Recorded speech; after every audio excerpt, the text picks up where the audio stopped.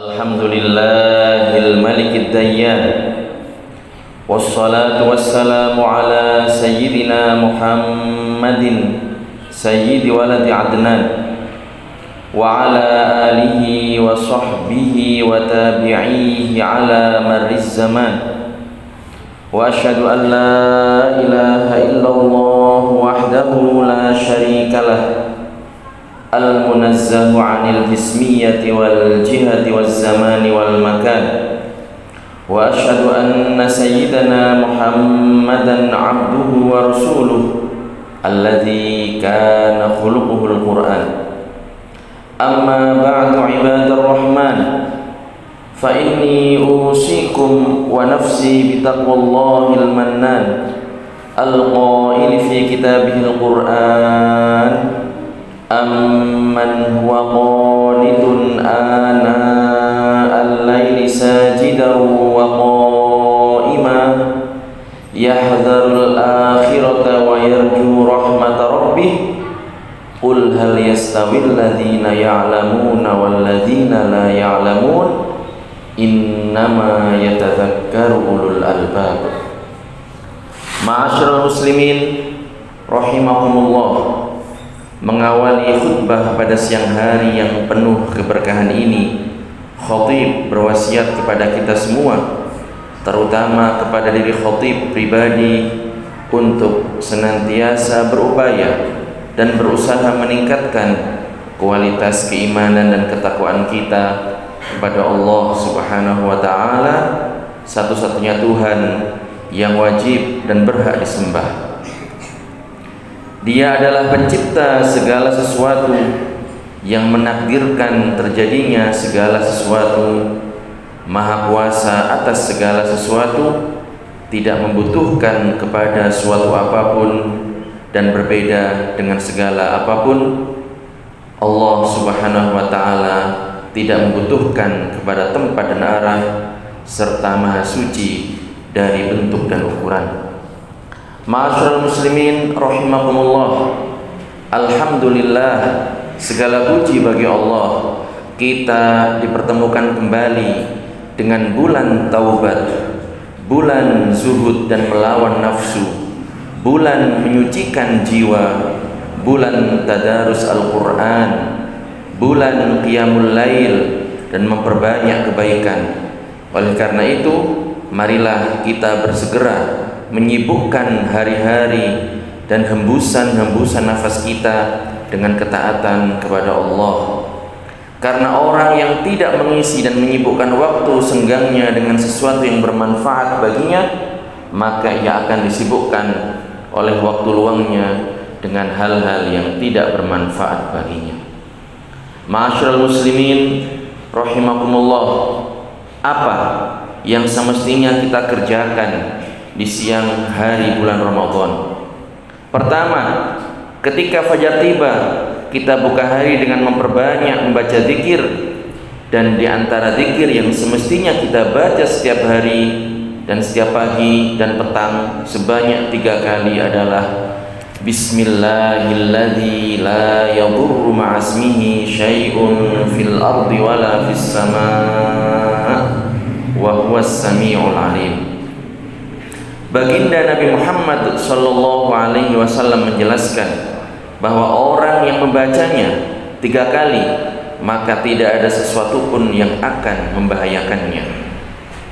Yang kedua, melaksanakan salat subuh dengan berjamaah, karena baginda Nabi bersabda, man shallal isya fi jama'atin faka'annama qama nisfal lail, wa man shalla subha fi jama'atin faka'annama shallal laila kullah. Barang siapa yang mengerjakan salat isya secara berjamaah, maka seakan ia menghidupkan separuh malam. Dan barang siapa mengerjakan salat subuh secara berjamaah, maka seakan ia menghidupkan malam seluruhnya. Hadis riwayat Muslim. Yang ketiga, bergabung dengan orang-orang yang ikut serta dalam halaqah dan kajian serta tadarus Al-Quran di pagi hari. Karena Ramadan adalah bulan Al-Quran, kita hadiri majelis-majelis ilmu.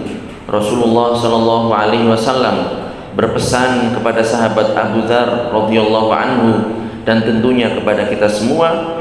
Beliau mengatakan, "Ya Aba Dzarrin, la antaghduwa fata'allama ayatan min kitabillah khairun laka min an tusalliya mi'ata raka'ah. Wa la antaghduwa fata'allama baban minal ilmi khairun laka min an tusalliya alfa raka'ah." Wahai Abu Dzar, sungguh jika engkau pergi belajar satu ayat Al-Quran, itu lebih baik bagimu daripada engkau mengerjakan salat sunnah 100 rakaat. Dan jika engkau pergi lalu belajar satu bab ilmu agama, maka itu lebih baik bagimu daripada salat sunnah 1000 rakaat. Hadis riwayat Ibnu Majah. Yang keempat, ketika kita bekerja, maka jangan lupa berniat yang baik agar kita senantiasa mendapatkan pahala ketika bekerja dan agar kita tidak menyia-nyiakan waktu demi waktu yang kita lalui dalam bekerja tanpa pahala. Kita bertakwa kepada Allah dalam menunaikan pekerjaan kita. Kita jaga lisan kita dari kata-kata dusta dan menipu. Kita terapkan hadis yang disabdakan oleh baginda Rasulullah sallallahu alaihi wasallam, "As-siyamu junnah, fa idza shoma ahadukum fala yarfus wa la yajhal, wa in imru'un qatalahu aw syatamahu falyaqul inni shaim." Maknanya, puasa adalah benteng dan perisai. Maka apabila salah seorang di antara kalian berpuasa, janganlah berkata buruk dan jangan melakukan tindakan-tindakan bodoh. Jika ada orang yang mengajak bertengkar atau mencacinya, janganlah melayaninya, dan hendaknya ia mengatakan, "Aku sedang berpuasa, aku sedang berpuasa." Hadis riwayat Malik dalam kitab Al-Muwatta. Yang kelima, ketika azan asar berkumandang, kita upayakan untuk mengajak orang lain bersama kita ke majelis ilmu, majelis yang penuh dengan kebaikan dan keberkahan, agar bertambah dan semakin besar pahala yang kita peroleh. Kita ajak anak kita, teman kita, tetangga kita untuk melakukan salat asar berjamaah di masjid, lalu kita simak kajian keagamaan yang disampaikan oleh para guru yang terpercaya, agar kita tahu bagaimana cara yang benar dalam menaati Allah dan mencari bekal dari dunia yang fana ini untuk akhirat yang kekal. Yang keenam, setelah selesai kajian, kita kembali pulang ke rumah kita dan kita ajarkan apa yang kita pelajari kepada segenap anggota keluarga kita. Rasulullah sallallahu alaihi wasallam bersabda, "Ballighu anni walau ayah." Yang maknanya, sampaikanlah dariku walaupun hanya satu ayat. Hadis riwayat Al-Bukhari. Yang ketujuh, ketika istri dan keluarga membutuhkan bantuan kita, maka bergegaslah membantu. Jadilah penolong bagi mereka. Selalu hadapi mereka dengan senyum gembira serta perkataan yang baik, dan ringankanlah keletihan mereka dengan perkataan yang indah. Ingatlah selalu sabda baginda Rasulullah sallallahu alaihi wasallam, khairukum li ahli wa ana khairukum li ahli. Yang maknanya, orang-orang pilihan di antara kalian adalah orang yang paling baik kepada istrinya, keluarganya, dan aku adalah orang yang paling baik di antara kalian kepada istri-istrinya. Yang kedelapan, para jamaah yang dirahmati oleh Allah, betapa besar pahala yang kita raih jika kita memberikan sebagian makanan dan minuman kepada tetangga kita yang fakir atau membutuhkan. Kita memuliakan mereka karena Allah. Kita beri makanan dan minuman untuk orang yang akan berbuka, sehingga kita memperoleh pahala yang dijanjikan Rasulullah sallallahu alaihi wasallam dalam sabdanya, "Man fattara sha'iman kana lahu mithlu ajrihi ghairu annahu la yanqusu min ajri shaimi syai'a." Yang maknanya, barang siapa memberi makan berbuka kepada orang yang berpuasa, maka ia memperoleh pahala yang menyerupai pahalanya tanpa mengurangi sedikit pun pahala orang yang berpuasa tersebut. Artinya kita memperoleh pahala yang menyerupai pahala orang yang berpuasa tersebut, bukan pahala yang sama persis dengan pahala orang yang berpuasa tersebut dalam segala segi. Karena orang yang berpuasa Ramadan, ia telah melakukan puasa wajib, dan kita yang memberi makan berbuka sedang mengerjakan perkara sunnah. Tentu saja perkara sunnah tidak akan menyamai perkara yang wajib. Yang kesembilan, menyegerakan berbuka setelah betul-betul yakin bahwa waktu maghrib telah masuk.